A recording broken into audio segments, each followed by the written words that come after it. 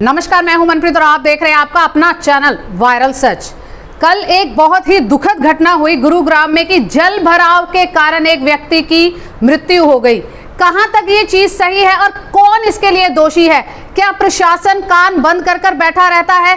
हर साल यही चीज बार बार घूम कर आती है। मॉनसून 1 जुलाई को आती है, सबको पता है उससे पहले बहुत बड़े बड़े टेंडर पास होते हैं कि जो नाले हैं उनको साफ करवाया जाए और ये सारे कंज्यूम भी होते हैं, बट ये समझ नहीं आती कि ये पैसा लगता कहाँ है। जल भराव तो उसी प्रकार ही हो रहा है जैसे ये पहले था। इसी बात के ऊपर चर्चा करने के लिए आज हमारे साथ मौजूद है मानव आवाज संस्था के संस्थापक अभय जैन जी और साथ में ही हमारे साथ मौजूद है कनाडा में प्लानिंग कंसल्टेंट जो कि यहीं के रहने वाले हैं, गुरुग्राम से ही जुड़े हुए हैं, बट कहीं ना कहीं बाहर भी वो पूरी प्लानिंग देख रहे हैं। प्लानिंग कंसल्टेंट है वो और बहुत सारी चीजों के लिए गुरुग्राम को बेहतर बनाने के लिए इन्होंने आवाज उठाई है और हमारे साथ मौजूद है हेमंत वशिष्ठ जी। तो आइए इन दोनों से बात करते हैं और जानते हैं कि क्या कुछ हो रहा है गुरुग्राम में और इसके पीछे का सच है क्या और इस मौत का जिम्मेदार सही मायनों में कौन है। आइए इनसे बात करते हैं। नमस्कार सर, बहुत बहुत स्वागत है आपका। सर, कल बहुत सारी वीडियोस वायरल हो रही हैं गुरुग्राम की ही और काफ़ी लोग परेशान भी हो रहे हैं जल भराव को लेकर, तो आपको क्या लग रहा है कि इसका इलाज क्या है? देखिए जी, अगर आप देखें तो इलाज की बात तो जब होती है जब अधिकारीगण वास्तव में चाहें कि इस समस्या का हमें समाधान करना है। क्योंकि गुड़गांव में देखने को आया है कि जो पानी भरता है स्पॉट वही है, हर साल वहीं पानी भरता है, वही सेम समस्या है, परंतु निदान कुछ नहीं करते।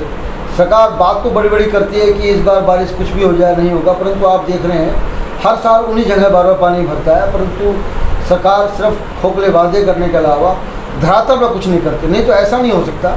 गुड़गांव शहर बहुत छोटा सा शहर है और यहाँ काफ़ी मात्रा में अधिकारी IAS लोग बैठते हैं। GMD है, MCG है, DC हैं, अनेक SDM हैं, डिविजनल कमिश्नर का ऑफिस भी यहीं पर है और तो मतलब कि CM साहब भी यहाँ आते रहते हैं। तो ऐसा नहीं है, बहुत छोटा शहर है, बहुत बड़ा शहर नहीं है, परंतु बहुत दुख की बात है कि समस्याएं तो की तो हैं।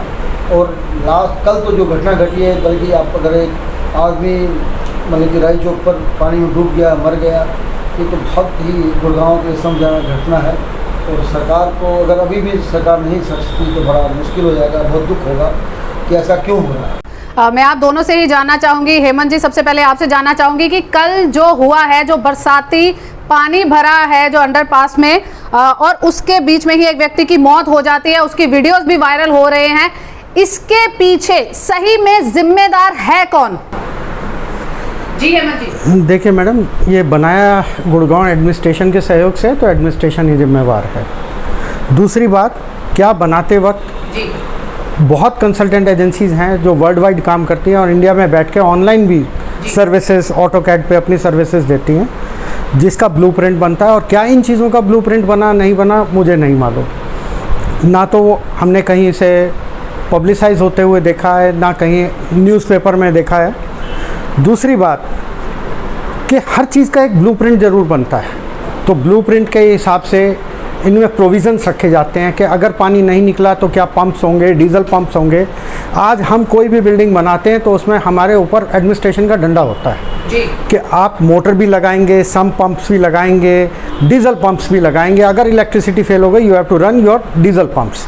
तो क्या ये शर्तें, ये नियम, ये नेशनल बिल्डिंग कोड्स, क्या ये इनके ऊपर एप्लीकेबल है? नहीं है। पब्लिक के फंडिंग बहुत है, गुड़गांव में CSR फंड्स भी बहुत आते हैं, क्या उन फंड्स को यूटिलाइज नहीं किया जा सकता? क्या ये सरकारी तंत्र ही इसको डिसाइड करेगा कैसे करना है, क्या करना है? मैं गुड़गांव एडमिनिस्ट्रेशन को ऑफर भी देना चाहता हूँ कि मेरे पास IIT रुड़की की टीम है जो फॉर द टाइमिंग आपको फ्री हेल्प देने को तैयार है, आप लेने वाले बनिए।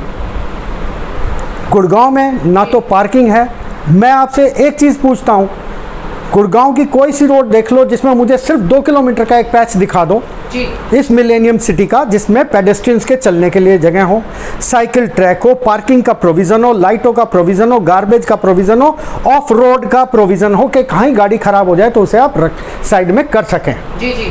कोई प्रोविज़न नहीं है, इवन शौचालय तक नहीं है पब्लिक कन्वीनियंस के लिए। और आज अगर मैं बात करूं तो मैं ओल्ड गुड़गांव में पैदा हुआ हूं और यहीं में ज़्यादा डेवलपमेंट देखना चाहता हूँ, और आज से नहीं, मैं इसमें लगा हुआ हूँ पिछले 3 दशकों से।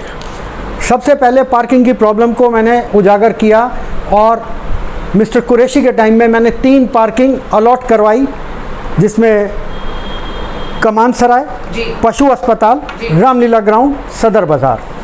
आज उन पार्किंग के हाल देख लो। दूसरी बात, गुड़गांव बस अड्डे से अगर मैं कहूँ तो ये मेरे पास डेटा है, ये मिस्टर पंकज भटनागर एडवोकेट ने एक बार सर्वे करवाया था एक एजेंसी से 2004 में। कुल मिला के 50 से 60 किलोमीटर रोड्स का नेटवर्क है, जिसमें शीतला माता मंदिर रोड, सेक्टर 4-5 की road, old Delhi, Mehrauli road जो है, सेक्टर 15 की रोड जो झाड़सा रोड भी कहलाती है, Alwar road, Gurudwara road, new railway road, old railway road, railway road जो आगे बन जाती है, बसई रोड, खांडसा रोड। ये कुल 12 रोड हैं। क्या इनकी ब्यूटिफिकेशन, इनकी प्लानिंग नहीं हो सकती? सरकार से मैं पूछना चाहूँगा, क्या इसका कोई ब्लूप्रिंट है? कोई एक रोड बता दी जाए जिसका हमें ये बताया जाए कि उसमें स्टॉर्म वाटर ड्रेनेज का क्या डाया है, क्या उसमें सिल्ट निकली, नहीं निकली, किसने टेंडर दिया, कितने का दिया, क्या उसकी पूर्ति पूरी ढंग से हुई? गुड़गांव में बड़े बड़े प्लानर्स बैठे हैं, डिस्ट्रिक्ट टाउन प्लानर भी हैं, उनकी भी ड्यूटी है कि प्लानिंग को देखें, क्या उसकी निकासी डिस्पोजल है। हर रोड पे मिट्टी सिल्ट भरा पड़ा है जो एक बरसात में इन नालों को जाम करता है। तो फिर क्यों आप इतना ड्रामा कर रहे हैं कि जी हमने सफाई कराई? मिट्टी तो सड़कों पे पड़ी है, वो वापस बह के वहीं आएगी, तो लॉगिंग तो होनी है। यह तो कल में गुड़गांव में इतनी बदनामी हो गई इंटरनेशनल लेवल पे कि जितने बड़े बड़े दावे किए जा रहे थे कि गुड़गांव ऐसा, गुड़गांव वैसा, गुड़गांव की ऐसी तैसी हो चुकी है। और सर, ये दूसरी बार हुआ है कि पहले हीरो होंडा चौक को लेकर भी पूरे विश्व में बदनामी हो चुकी है हमारे देश की, बट सबसे बड़ी बात यह है कि उसके बावजूद भी जनता सामने क्यों नहीं आ रही? क्योंकि कल अगर देखा जाए तो लोगों के घरों में पानी भर गया, बेडरूम में पानी पहुंच गया, बहुत सारे इक्विपमेंट फूक गए उनके, और जो घर का फर्नीचर है वो भी खराब हो गया। तो अभी जी क्या कहना चाहेंगे, जनता सो रही है क्या अभी भी? नहीं मैडम, मेरा मानना है जनता नहीं सो रही और जनता जाग रही है, जनता अपनी बात कम्युनिकेट भी कर रही है। अब आप जो ये प्रोग्राम कर रहे हैं, ये क्या है? ये भी जनता जगी हुई है और आप जगे हुए, इसलिए आप ये प्रोग्राम कर रहे हैं। मैं जो बार बार आपसे बात कहना चाह रहा हूँ कि पानी हर बार वहीं भरता कुछ नहीं होता। मैं एग्जाम्पल आपको देना चाहता हूँ। जैसे भी हेमंत भाई ने बताया कि अलग अलग शहर है। शीतला माता मंदिर हमारा बहुत पुराना मंदिर है, भट्टी गुड़गांव, उसके बाद प्राचीन मंदिर है, प्राचीन मंदिर जी। वहाँ पर पानी हमेशा भरता है। और अभी आपको बता दूं, कुछ समय पहले ही वहाँ उसका मंदिर का कई बार नवीनीकरण हुआ है, बड़ा विशाल बनने की बात हुई। अभी कुछ महीने पहले ही मुख्यमंत्री जी वहाँ आए थे और उन्होंने पूरे मंदिर को दोबारा तोड़ के रेनोवेट किया जा रहा है। बड़ी मात्रा, बहुत मोटा पैसा वहाँ खर्च हो रहा है। हाँ, अभी काम चल रहा है कंस्ट्रक्शन का। मैं जानना चाहता हूँ कि वहाँ कल वहाँ क्या हुआ? कल वहाँ 4-4 फुट 5-5 फुट पूरे रोड पे पानी भर गया। जो श्रद्धालु वहाँ आए थे दर्शन करने के लिए, उनके लिए कोई व्यवस्था नहीं थी। तो मैं जानना चाहता हूँ, जब उस शीतला माता मंदिर जहाँ लाखों लोग पूरे भारतवर्ष से वहाँ आते हैं, मुख्यमंत्री जी एक नया मंदिर बनाने की बात करते हैं, वहाँ काम शुरू होता है, तो ये पानी की निकासी का प्रबंध कौन करेगा? सरकार करेगी। सरकार, ये आम जनता क्या करे मुझे बताइए? आम जनता करे क्या? क्योंकि बारिश तो आम जनता ना रोक सकती। सरकार, आम जनता टैक्स दे सकती है, सरकार आम जनता टैक्स देती है। और गुड़गांव का वो चीज़ बताना, जैसे आपने पूछा कम तक क्या करे, गुड़गांव का रेवेन्यू लगभग 40% जो हरियाणा का रेवेन्यू है, 40% रेवेन्यू गुड़गांव मार्ग से आता है। मैं नहीं कहता हूँ तो पूरे सबका अधिकार है, पूरे हरियाणा का अधिकार है, वहाँ खर्च होना चाहिए। परंतु जो बेसिक फंडामेंटल रिक्वायरमेंट है, रोड चाहिए वो तो हो, बिजली चाहिए, पानी चाहिए, सीवरेज चाहिए, हॉस्पिटल चाहिए, स्कूल चाहिए, 4-5 फंडामेंटल चीज़ें, पर सबकी व्यवस्था बिल्कुल जीरो हो गई है। मैं सरकार से, मुख्यमंत्री जी से खासकर विशेष प्रार्थना करना चाहूँगा, जब आप शीतला माता मंदिर को नवीकरण कर रहे हैं, पुराना नया बना रहे हैं, तो उसके आसपास की व्यवस्था की जिम्मेदारी आपकी है। वहाँ कल आपको अगर आप अपने प्रशासन से फ़ोटो मंगाएंगे, वीडियो मंगाएंगे, तो देखेंगे कल वहाँ दयनीय स्थिति हो गई थी। वहाँ भी अगर 1-2 लोग मर जाते या मर गए होंगे तो कुछ अचंभे वाली बात नहीं है। तो सरकार को सब बातों को सोचना चाहिए। और अब मतलब कि मैं तो कह रहा हूँ, किसी डिपार्टमेंट तो बहुत सारे हैं, पूरी तरह अकाउंटेबल बना के अफसर को पूरी जिम्मेदारी देके भी उसको आप डिसमिस कर देंगे, सस्पेंड कर देंगे नहीं, बल्कि उनके खिलाफ कार्रवाई की जाएगी अगर दोबारा ऐसा हो। जब तक सरकार इतने स्ट्रिक्ट स्टेप नहीं लेगी, अदरवाइज तो मजाक होता रहेगा। अब नए कमिश्नर जो है वो कह रहे हैं भाई मैं तो नया आया था, मुझे क्या पता, मैं तो आपकी बड़ी बड़ी हर जगह विजिट कर रहा था, नाले साफ़ करा रहा था, वो भी ये बहाने मार रहे हैं। तो पुराने कमिश्नर यहाँ से चले गए। तो मेरा मतलब सरकार से गुजारिश ये है, इस व्यवस्था को ठीक करा जाए, खाली बातों से बात नहीं बने। जी हेमंत जी, मैं आपसे जानना चाहूँगी कि जैसे मुख्यमंत्री साहब के बारे में बात हो रही है, तो अभी एक CSR ट्रस्ट का गठन किया गया है उनके द्वारा, मुख्यमंत्री के द्वारा किया गया है, और कंपनियां जो हैं वो पैसा वहां पे CSR ट्रस्ट में देंगी और वो पैसा पूरे प्रदेश में लगेगा। तो आपको नहीं लगता कि गुरुग्राम की जनता हर बार फंसती है, हर बार धोखा खा रही है? जी, ऐसा महसूस होता है कि अगर उस CSR फंड का, जो कि हर कंपनी देने को तैयार है, लगाने को तैयार है और गुड़गांव को चमकाने के लिए हर एक कोई तत्पर है, तो मैं समझता हूँ उसका कुछ भाग तो गुड़गांव को नसीब होना चाहिए जी। क्योंकि अगर नसीब ही नहीं हुआ तो ऐसे ही धक्के खा रहे हैं, खाते रहेंगे। आज मूलभूत सुविधाएं नहीं है, आज पूरा गुड़गांव पानी में डूबा रहा, इससे ज़्यादा शर्म की क्या बात होगी? जी, आपका क्या कहना है अभी जी इस पर? देखिए, CSR फंड, एक तो इसमें जो CSR एक्ट है, जो कंपनी एक्ट के तहत जो CSR फंड कंपनी को खर्च करना है, उसमें प्रोविज़न ये है, कंपनी जहाँ एस्टेब्लिश है, यहाँ उसकी जो ब्रांच है वहाँ खर्च करेगी या सराउंडिंग एरिया में खर्च करेगी ज़्यादातर। अब गुड़गांव में क्योंकि 250 फॉर्च्यून कंपनी के ऑफिस हैं, फैक्ट्रीज़ हैं, तो यहाँ बड़ी मात्रा में CSR फंड उनको खर्च करना है। और मेरे एक अनुमान के अनुसार लगभग 1000 करोड़ से ज़्यादा CSR फंड प्रति वर्ष गुड़गांव पे खर्च होता है। वो कहाँ जाता है, क्या होता है, CM साहब ने एक फंड बना दिया कि उसके लिए CM साहब चाह रहे हैं कि गुड़गांव में ना बाकी जगह खर्च हो। एक तो बाकी जगह खर्च क्यों हो, वो कंपनी गुड़गांव में है, फैक्ट्री गुड़गांव में, तो गुड़गांव का वो पानी, हवा, रोड यूज़ कर रहे हैं, तो वो गुड़गांव, इसलिए एक्ट में प्रोविज़न है फैक्ट्री या ऑफिस के आसपास ही वो फंड खर्च किया जाएगा। इसलिए है कि ताकि वहाँ का इंफ्रास्ट्रक्चर और बेटर मजबूत हो, इसलिए प्रोविज़न है। पर क्योंकि सरकार है, सरकार कुछ भी कर सकती है, ये व्यवस्थाएँ जो है ये थोड़ा सा बेसिकली मेरा तो मानना ये है कि अधिकारियों की जो बिल सकती है ना, वो कहीं लगती है कि चरमरा सी गई है। नहीं तो गुड़गांव में फंड का कमी थोड़ी है, अगर कमी है तो इच्छा शक्ति की कमी है। मैं भी इस बात से एग्री करता हूँ कि यहाँ अफसर काम करना ही नहीं चाहते। अफसर इंतज़ार में रहता है कि बस मैं कुछ टाइम के लिए गुड़गांव आऊँ, एंजॉय करूँ और जाऊँ।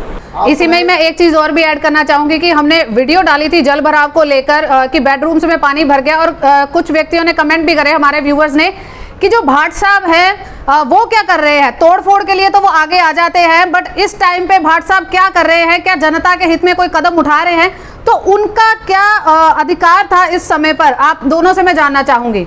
नहीं, भट्ट साहब का एकदम अचानक नहीं रोल आता, क्योंकि उनका काम है एनफोर्समेंट करना, अगर गलत बन रहा है उसको ठीक करना, तो अचानक उनका रोल नहीं आता बारिश आने का, परंतु उससे पहले आता है। क्यों? गुड़गांव में लगभग 100 तालाब थे, वो जब उस तालाबों पर वो बिके मान लो या उस पर कोई कंस्ट्रक्शन हुई, अवैध कंस्ट्रक्शन हुई, तब भट्ट साहब ये डिपार्टमेंट ही कहाँ से हो रहा था। अब मज़ेदार बात ये है कि गुड़गांव में जो दुनिया भर के तालाब थे और सारे जिंदा होते, तो पानी क्या होता है, ट्रैवल कम से पानी, पहले अगर आप देखेंगे सिस्टम क्या है, पानी जब बारिश होती है तो लगभग 1 किलोमीटर रेडियस में पानी होना क्या चाहिए, पहले जो नेचुरल सिस्टम था 1 किलोमीटर रेडियस में कहीं तालाब होता था, तो स्लोप पे उतरता था, पानी गिरा और हमेशा पानी वहाँ चला गया तालाब के अंदर, तो बारिश नहीं आई। जब आपको तालाब आपने कवर कर लिया, अब पानी ट्रैवल कर रहा है, कंक्रीट हो गया, ज़मीन उसको ऑब्जॉर्व नहीं कर रही, तो ट्रैवल कर रहा है, तो पानी को अपने जो भी उसके रास्ते में आएगा उसको डैमेज करेगा। इसीलिए कारण गुड़गांव में ये हो रहा है कि थोड़ी सी बारिश में ही चीज़ें नुकसान हो रही हैं, रोड टूट रहे हैं, घरों में पानी घुस रहा है, फैक्ट्री में पानी घुस रहा है। कल आप देखिएगा हुड्डा का जो ऑफिस है उसके ऑफिस के अंदर पानी घुस गया, फाइलें सबकी गंदी होगी। मैं एक चीज़ जानना चाहता हूँ सरकार से, आपको अगर याद होगा तो जब 2008 में नगर निगम का गठन किया गया तो सरकार ने कहा अब नगर निगम बना दिया है, वहाँ एक कमिश्नर बैठेगा, मतलब सीनियराइज अफसर बैठेगा, तो बढ़िया प्लानिंग करेगा, अब शहर की व्यवस्था भी सुधर जाएगी। ये हमें 2008 में बड़े बड़े सपने दिखाए। नगर निगम पूरी तरह फेल रहा, उसने कुछ नहीं करा। तो 2017 में मुख्यमंत्री जो प्रेसिडेंट सरकार है उसने क्या करा, उसने कहा हम गुड़गांव मेट्रोपॉलिटन डेवलपमेंट अथॉरिटी बनाएंगे, पर वो बढ़िया काम करेगी। नगर निगम नहीं कर पाया, वो बढ़िया बनेगी, बड़ा अफसर वहाँ बैठेगा और जीव बना, मतलब उस लॉलीपॉप हमें दे दी। अब 17 से लॉलीपॉप हम लोग चल रही आ रही है, आज 21 हो गया, तो मुझे बताएं क्या हुआ है। उसने क्या करा है, GMD ने जो बड़ी MCG की बड़ी बड़ी रोड थी, बड़े बड़े जो प्रोजेक्ट थे, वो अपने बार हैंड ओवर कर लिए, कुछ नहीं करा। उसका मैं कारण देता हूँ आपको कुछ ना करने का।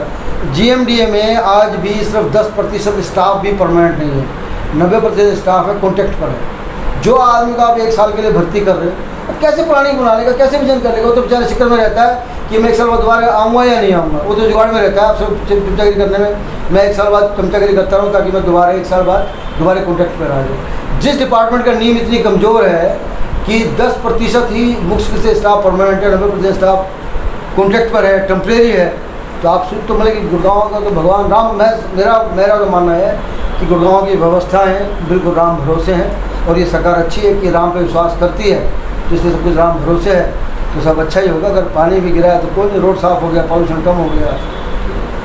जी हेमंत जी, मैं आपसे जानना चाहूंगी कि जब कुछ भी अच्छा होता है तो सारे के सारे नेता जो है वो आगे आ जाते हैं कि इस चीज का श्रेय हमें जाता है। जैसे कि हम बात करें राव साहब की, राव इंद्रजीत की बात करें तो जीएमडीए का श्रेय जो है वो अपने खाते में डाल रहे हैं। तो मैं ये जानना चाहूंगी आपसे कि अब ये जो मौत हुई है एक व्यक्ति की जल भराव के कारण, वो किसके खाते में जानी चाहिए? देखिए मैडम, जो भी एमपी होते हैं, एमएलए होते हैं, वो गुड़गांव की प्लानिंग में सहयोग देते हैं जी। प्लानिंग में सहयोग का मतलब नहीं, they are looking after it जी। उन्होंने चीज़ बनवा दी, सैंक्शन करवा दी, बजट पास करा दिया, उनका रोल वहीं तक है जी। और एक अच्छी चीज़ करी गई, लेकिन उसके लिए लाइबिलिटी फिक्स होनी चाहिए जो कंसर्न ऑफिसर्स हैं। और मैं कहता हूँ अभी लाइबिलिटी फिक्स नहीं की, इस बार कोई एक्शन नहीं लिया तो गुड़गांव में अफसर बेलगाम हो चुके हैं। बड़ी ताज्जुब की बात है कि एमसीजी के स्टाफ की बजाय कल गुड़गांव पुलिस पानी की निकासी में लगी हुई थी। बड़े अचंभे की बात है, वो अपने कार्य क्षेत्र से बाहर का कार्य कर रही थी, जो कि बड़ी अचंभित करने वाली चीज़ें हैं। और गुड़गांव पुलिस को इसके लिए बहुत बहुत धन्यवाद की पात्र भी है वो इस मामले में कि उन्होंने पानी की निकासी करवाई। मैं मिस्टर तोमर को भी धन्यवाद देना चाहूँगा, क्योंकि मैंने अपने लाइफ टाइम में 40 साल 50 साल की मेरी लाइफ है जो भी है, जहाँ से समझना शुरू किया, पहला अफसर देखा है जो कि कंसर्न ठेकेदारों को, पीडब्ल्यूडी को, एमसीजी को नोटिस इशू कर रहा है जी कि आप ये रोड ठीक कराइए, हम मैनेज नहीं कर पा रहे। तो क्या ये जिम्मेवारियां बाकियों को अपनी नहीं दिख रही? गड्ढे, एक छोटा सा गड्ढा होता है मैडम जो कि कई फुटों में तब्दील होता है, क्या उसका पैचवर्क उसी टाइम हो जाए तो क्या नुकसान से नहीं बचा जा सकता? सब कुछ हो सकता है, सब कुछ संभव है, सिर्फ गुड़गांव में संभव नहीं है, क्योंकि यहाँ अफसर सर पे नाच रहे हैं। यहाँ किसी की सुनवाई नहीं हो रही। आरटीआई लगाओ तो एमसीजी जीडीएम में पे, जीडीएम में एमसीजी पे आप धक्के खाते रहो। यहाँ किसी चीज़ की सुनवाई नहीं है। Planning is 0 0 0 and 0। 30 साल हो गए, मैं इसीलिए अपनी फैमिली को फ्यूचर देखते हुए कि गुड़गांव का कोई भविष्य नहीं दिख रहा, मैं माइग्रेट कर गया कनाडा। आज कम से कम वहाँ सुख तो है, प्लानिंग तो है, साइकिल भी चला सकते हैं हम। बड़ी अजीब सी बात है, इंडिया में सबसे ज़्यादा साइकिल प्रोड्यूस होती हैं, लेकिन आप गुड़गांव में मुझे बताओ, मैं 5 किलोमीटर अपने बच्चे के साथ चलना चाहता हूँ साइकिल पे या पैदल, क्या मैं सेफ हूँ? ये गुड़गांव में जिस दिन पेडेस्ट्रियंस के लिए फुटपाथ बन जाएंगे और पेडेस्ट्रियंस उस पर चलेंगे, समझ लेना गुड़गांव प्लानिंग अच्छी हो रही है। जी, अंत में मैं आप दोनों से एक प्रश्न पूछना चाहूंगी जो कि जनता के लिए भी है। कृपया करके आप भी इसको बहुत ध्यान से सुने और मैं चाहूंगी कि आप भी इसके ऊपर रिप्लाई जरूर करें। ये जो जल भराव हो रहा है हर मॉनसून में होता है, अंडरपास डूब जाते हैं, घरों में पानी घुस जाता है, इतना नुकसान होता है और एक व्यक्ति की मौत भी हो जाती है। जी हाँ, बाकी नुकसान तो शायद एक तरफ लोग झेल भी ले, अगर किसी की मौत हो जाए सिर्फ जल भराव के कारण, तो क्या ऐसा नहीं मानना चाहिए और ऐसा नहीं करना चाहिए कि जो उससे संबंधित अधिकारी हैं उनको सलाखों के पीछे डाल दिया जाए? जी हाँ हेमंत जी। मैडम बिल्कुल होना चाहिए। अगर यूपी में देखें, आप किसी पब्लिक प्रॉपर्टी को डैमेज करते हैं तो आपके घर पे नोटिस चस्पा हो जाता है जी, और आपसे रिकवरी होती है। तो क्या आपके घर में जो नुकसान हुआ है आप रिकवरी के हकदार नहीं हैं? आपकी कोई बिल्डिंग गिर जाती है और कोई मर जाता है, आप पे एफआईआर तुरंत लॉन्च हो जाती है। इस मामले में लेट लतीफ़ी क्यों? जी, एफआईआर तुरंत लॉन्च होनी चाहिए अफसरों के खिलाफ। रहने वाले तो हम हैं, अफसर तो आते रहेंगे जाते रहेंगे, मौज मस्ती के लिए आपको नौकरी नहीं दी गई, प्लानिंग के लिए दी गई है, पब्लिक सेवा के लिए दी गई है, आपके कैलिबर पे आधार पे आपको चुना गया है। इसका मतलब ये नहीं कि आप यहाँ सिर्फ अपना टाइम पास करके निकल रहे हैं। गुड़गांव के शहरवासियों को अब जागना पड़ेगा, नहीं तो गुड़गांव छोड़ के माइग्रेट मेरी तरह करो, मैं तो फिर भी वापस आके आपके लिए लड़ रहा हूँ, आप भी लड़िए। जी अबे जी। देखिए, हर शहर का मास्टर प्लान बनता है।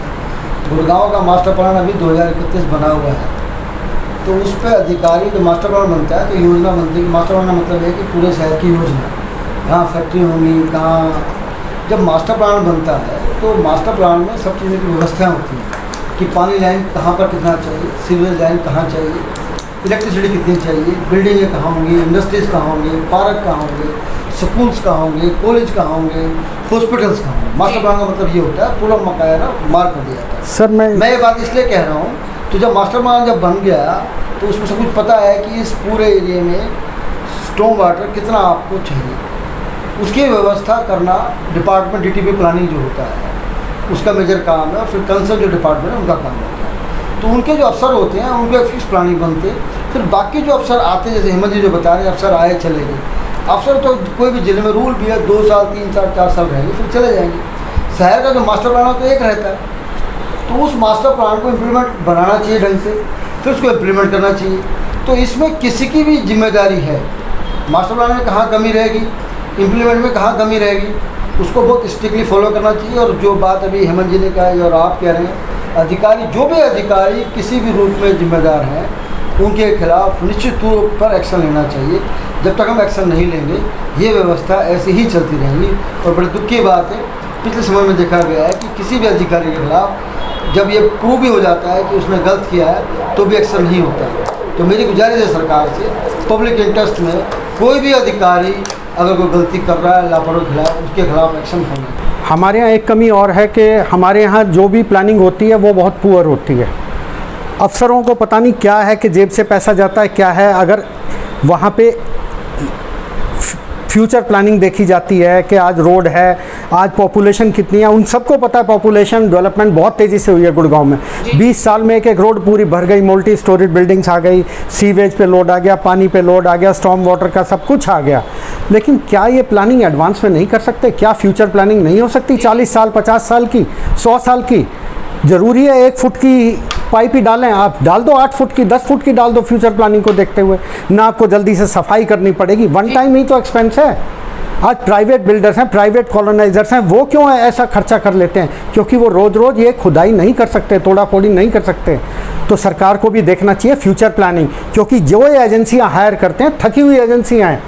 जैसे NH8 का ले लीजिए, जो भी सर्वे किया गया इनको पता ही नहीं था पॉपुलेशन गाड़ियों की किस कदर बढ़ेगी। ट्रैफिक जैम इफ़को चौक के मशहूर रहे हैं, 1-1 घंटे में आदमी रेड लाइट पार करता था, तब अंडर पासेस बने हैं। तो क्या सरकारी तंत्र फेल नहीं दिख रहा हम? क्या प्लानिंग किसी प्राइवेट अच्छी एजेंसी से नहीं करा सकते? पैसा तो वहाँ भी खर्च होना है, यहाँ भी खर्च होना है, बल्कि एफिशिएंटली हो गया। वो रिस्पॉन्सिबिलिटी भी लेंगे कि हमारा डेटा जो है परफेक्ट है।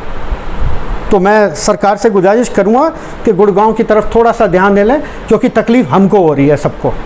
बहुत बहुत धन्यवाद अभय जी और हेमंत जी हमारे साथ बात करने के लिए और आज इस मुख्य विषय के ऊपर हमारे साथ चर्चा करने के लिए। तो ये थे हमारे साथ हेमंत वशिष्ठ जी और साथ में अभय जैन जी, जिन्होंने पूरे जो पीछे के फैक्ट्स हैं उनसे हमें रूबरू कराया। क्योंकि बहुत ही ज़रूरी है कि अगर हम अपना घर भी बनाते हैं तो ये सोच के बनाते हैं कि कितने गज की जगह हमें चाहिए। कल को अगर हमारे फ्यूचर होता है, परिवार बढ़ता है, तो हमें किस प्रकार से कितने कमरे चाहिए। अगर हम अपने घर के लिए ये चीज़ सोच सकते हैं तो क्या हम अपने पूरे प्रदेश के लिए, देश के लिए नहीं सोच सकते कि पहले ही फ्यूचर प्लानिंग की जाए, फोरकास्टिंग की जाए कि आगे आने वाले समय में जनसंख्या कितनी बढ़ सकती है, किस प्रकार से पाइपिंग बिछानी चाहिए, किस प्रकार की सड़कें होनी चाहिए, कैसे अंडरपास बनने चाहिए, कैसे फ्लाईओवर बनने चाहिए। उसके बावजूद ये चीजें क्यों हो रही हैं? क्या गवर्नमेंट का भी इसमें मिली भगत है? क्या गवर्नमेंट भी इसी के ऊपर हाथ रख रही है? प्राइवेट कंपनियां हैं जो सब कुछ करने को तैयार है। जैसे कि हेमंत जी ने बोला, IIT रुड़की के लोग डायरेक्ट आना चाहते हैं, सामने आकर बोलना चाहते हैं, कहना चाहते हैं, काम करना चाहते हैं, बट फिर भी सरकार उनको आगे क्यों नहीं लेके आ रही? क्या कहीं ना कहीं सबको अपनी जेबें भरने का ही शौक है? अगर यही जेबें भरते रहोगे तो सरकार, एक टाइम ऐसा आएगा कि राजा तो होगा पर प्रजा नहीं होगी, और उस टाइम पे आपको कहीं ना कहीं ये चीज फेस करनी पड़ेगी। फिर वही बात घूम फिर कर आती है, मुख्यमंत्री साहब पहले, सबसे पहले अपने गुरुग्राम को संभालिए, अपने प्रदेश को संभालिए, उसके बाद दिल्ली की बात कीजिएगा। नमस्कार।